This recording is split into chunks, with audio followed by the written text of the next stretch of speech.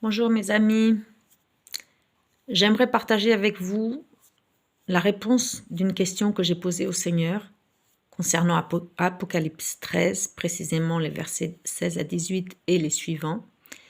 Et voici la réponse que le Seigneur m'a donnée par son Saint-Esprit. Je vais vous la lire.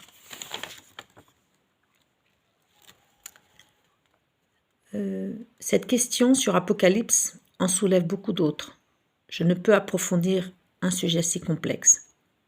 Cependant, je peux dire que ces temps décrits en Apocalypse 13 approchent à grands pas.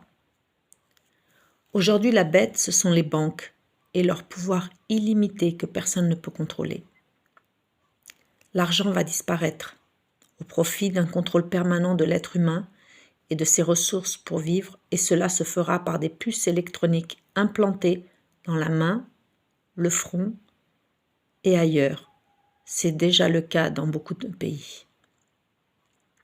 En acceptant ce signe de la bête en eux, les chrétiens peu avertis et sans connaissance perdront le salut, car l'idolâtrie ne se tournera pas vers une idole extérieure à eux-mêmes, mais l'idole sera implantée en eux-mêmes.